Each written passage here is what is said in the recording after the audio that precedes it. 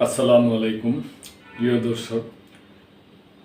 Iran ইসরায়েলকে নিয়ে সব নিউজটা, ইরানের সর্বোচ্চ নেতা আলী খমেনি সাহেব উনি জোর দিয়েছেন যে মুসলিম রাষ্ট্রগুলোর প্রতি যে ইসরায়েলিরা যেইভাবে হামলা যেভাবে নির্যাতন করতেছে গাজার উপরে, ইসরায়েলিদের বাণিজ্যিকভাবে কূটনৈতিকভাবে একগোড়া করতে পারলেই তাহলে হয়তো কিছুটা দমানো যাবে এবং ওনাদের দেশের বিভিন্ন ওনাদের প্রেসিডেন্টের প্রশংসা করে এবং চীন এবং অন্যান্য দেশে সফর এবং ওনাদের দেশের যে বিভিন্ন উন্নয়ন কার্যক্রম এই সমস্ত ব্যাপারের দিন নিয়ে উনি আর কি মন্তব্য করছেন।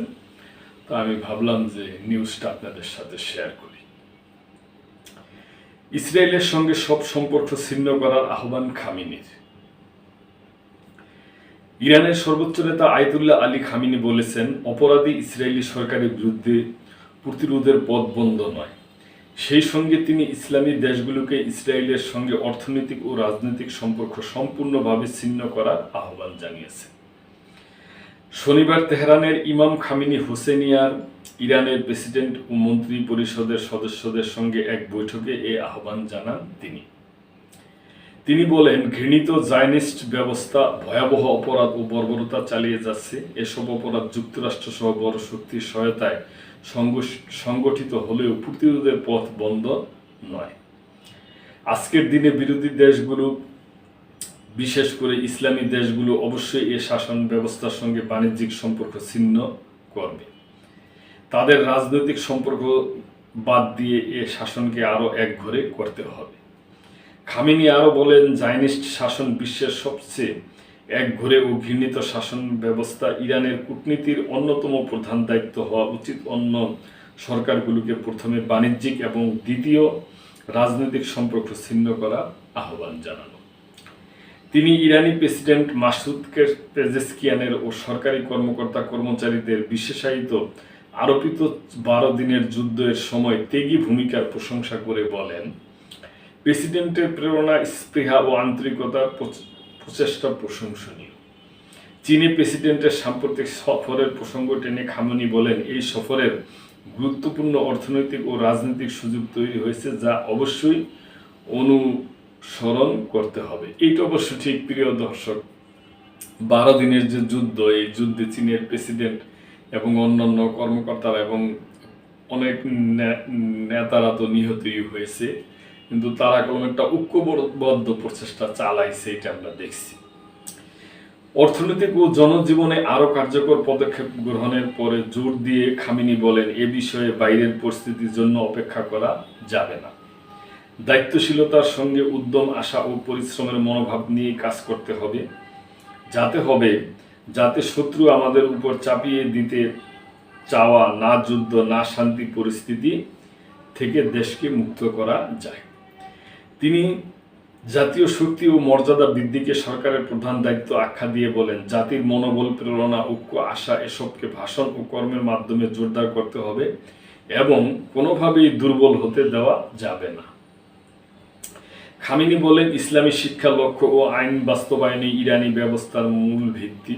এ বিষয়ে ইমাম খামেনি শুরু থেকে জোর দিয়েছেন।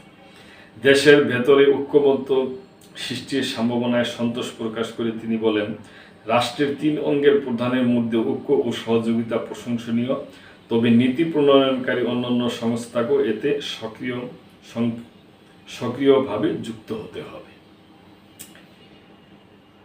তেল উৎপাদনে পিছিয়ে পড়ার কারণ উল্লেখ করে তিনি বলেন, প্রচলিত পুরনো প্রযুক্তি বদলে তরুণদের, স্নাতকদের জ্ঞান কাজে লাগাতে হবে। তেল উৎপাদন ও উত্তোলন রূপান্তরে আনতে হবে। পাশাপাশি তেল রপ্তানির ক্ষেত্রেও গ্রাহক ভিত্তিক বাড়াতে হবে। বৈঠকের শুরুতে প্রেসিডেন্ট মাসুদ পেজেশকিয়ান সরকারের 1 বছরের কর্মকাণ্ডের রিপোর্ট তুলে ধরেন। তিনি জানান, রাশিয়া, চীন, ইরাক, তুরস্ক ও ইউরোপীয় দেশগুলোর সঙ্গে গুরুত্বপূর্ণ সমঝোতা হয়েছে এবং উভয় পক্ষই কাগজে কলমে হওয়া এসব চুক্তি বাস্তবায়নে অঙ্গীকারাবদ্ধ। তিনি আরও বলেন, গুরুত্বপূর্ণ অবকাঠামো নির্মাণে সরকার বিশেষ গুরুত্ব দিচ্ছে, বিশেষ করে করিডোর, বন্দর ও মহাসড়কগুলো দ্রুত সম্পূর্ণ করা হচ্ছে।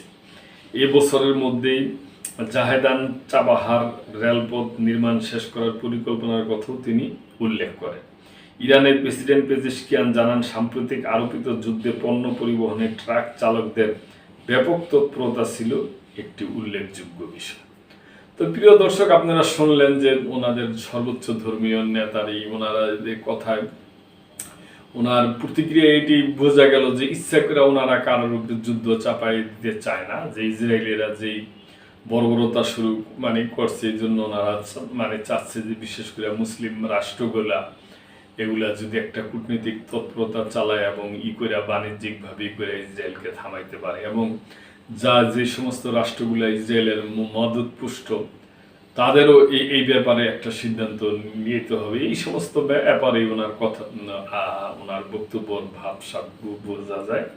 তো প্রিয় দর্শক, আপনারা যদি এই ব্যাপারে কোনো মন্তব্য করেন তাহলে অবশ্যই কমেন্ট করবেন এবং সাবস্ক্রাইব করে আমাদের পাশেই থাকবেন। আল্লাহ হাফেজ।